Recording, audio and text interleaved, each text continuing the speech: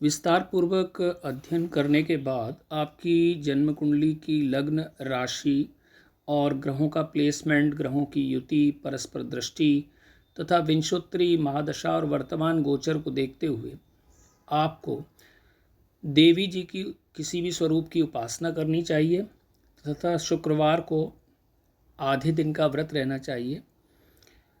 जन्म पत्रिका के अनुसार आपकी कुंडली में बहुत अच्छे ग्रह हैं, परंतु शुक्र जो है यदि थोड़ा सा बलवान हो जाए तो आपको उन शुभ योगों का परिणाम मिलना आरंभ हो जाएगा। इसलिए आप इन चीज़ों को ज़रूर करें। पहली चीज़ है, शुक्रवार को आधे दिन का व्रत रहिए। आधे दिन के व्रत से मतलब है कि एक समय आप दोपहर के बाद से लेकर के शाम तक कभी भी पूरा खाना खाइए, जिसमें आप रोज़ाना जो खाना खाते हैं, भोजन करते हैं, दाल रोटी नमक चावल सब खा सकते हैं, परंतु ध्यान रहे कि हम एक ही समय भोजन करें। दूसरे समय या सवेरे में भी दूध या फल ज़रूरत के मुताबिक उतना ही लें जितना बहुत अधिक आवश्यक हो, क्योंकि एक चीज़ हमें कभी नहीं भूलनी चाहिए कि फलाहार की व्यवस्था मेडिकल ग्राउंड पर है, आकस्मिकता के लिए है, ना कि इसलिए कि हम फलाहार के नाम पर भरपेट भोजन कर लें। दूसरी बात है कि हम शुक्र ग्रह का मंत्र एक माला अवश्य किया करें नित्य प्रति, और शुक्रवार को हो सके तो पूरा करें।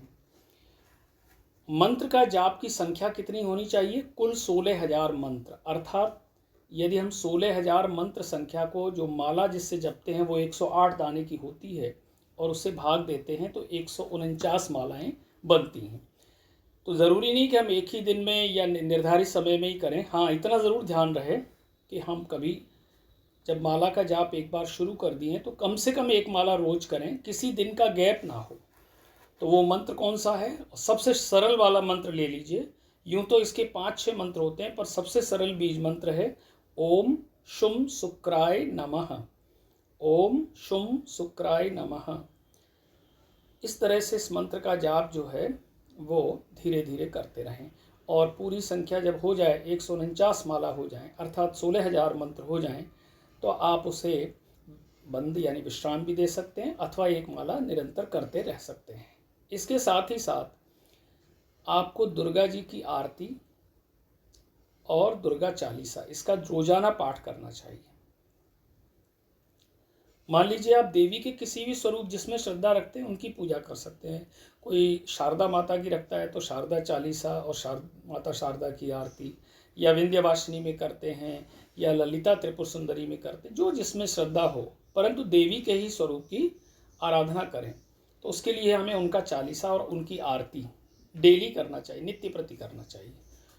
इसके साथ ही साथ शुक्रवार को व्रत वाले दिन दुर्गा चालीसा और दुर्गा जी की आरती तो करें ही, परंतु साथ में श्री दुर्गा सप्तशती में से 3 चीज़ों का पाठ हमें करना चाहिए, जो एक एक पेज की हैं, उसमें ज़्यादा समय नहीं लगता है, लेकिन ये शुक्रवार को हमें तीनों करने चाहिए। जिनमें से पहला है सिद्धकुंजिका स्तोत्र, दूसरा है दुर्गा अष्टोत्तर शत नाम स्तोत्र, अर्थात दुर्गा जी के 108 नाम, और तीसरा है दुर्गा जी के 32 नाम।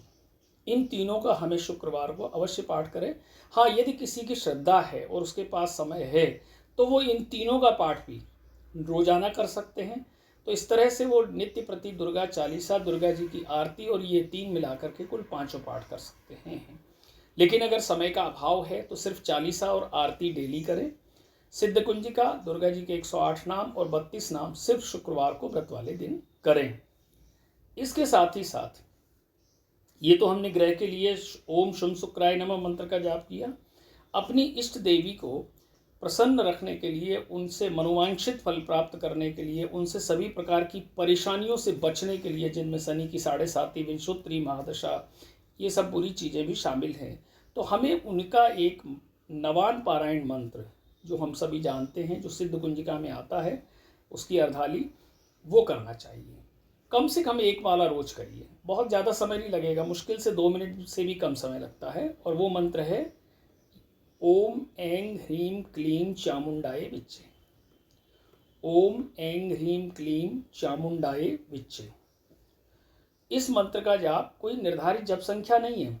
जब भी आपकी मन में खूब श्रद्धा हो और आपके पास समय हो तो अधिक माला भी कर सकते हैं, लेकिन मेरी सलाह है कि नित्य प्रति एक माला अवश्य करें, फिर आपको बहुत अच्छे फल प्राप्त होंगे, सारे रुके काम आपके पूरे हो जाएंगे, किसी प्रकार का व्यवधान नहीं आएगा। इसके साथ ही साथ अगर कोई व्यवधान आपके कार्य में आ रहे हैं तब सिर्फ शनिवार को पीपल पर सवेरे जल चढ़ा दिया करें और शाम को सरसों के तेल का दीपक जला दें। ध्यान रहे कि दीपक हम सिर्फ शाम को जलाएंगे सूर्यास्त होने के बाद, और पीपल पर जल जितना प्रातः हो सके उतना हमें देना चाहिए। इन कामों के करने से हम देवी जी के प्रसन्नता के लिए और अपने कुंडली के जो सबसे योग कारक ग्रह है शुक्र ग्रह को बलवान करने का उपाय कर सकते हैं। इससे न हमारा शुक्र केवल बलवान होकर हमें अच्छा फल देगा, अपितु हमारी शनि की 7.5, शनि की ढैया या गोचर में शनि के प्रतिकूल प्रभाव से भी हमारी रक्षा होगी। और साथ ही साथ अगर पत्रिका में हमें राहु कष्ट दे रहा है तो उसका भी निवारण इसी शुक्र ग्रह के व्रत मंत्र स्त्रोत से हो जाता है।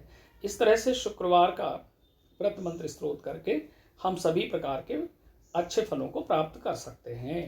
तो शुक्र ग्रह की पूजा के लिए मैंने जो 5 स्त्रोत बताए, जिनमें दुर्गा चालीसा और दुर्गा जी की आरती नित्य, सिद्ध कुंजिका, दुर्गा जी के 108 नाम और 32 नाम, ये तीनों शुक्रवार को अथवा नित्य अवश्य करें।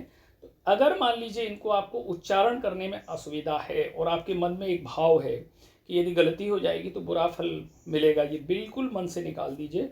शास्त्र सम्मत है कि कहीं ऐसा नहीं लिखा कि अगर आपसे गलती हो जाएगी तो उसका बुरा फल मिलेगा, नहीं, आपको जैसे बनता है वैसे पढ़ें। यदि फिर भी आप चाहते हैं कि हमसे नहीं पढ़ा जा रहा है तो आप केवल स्त्रोत सुने।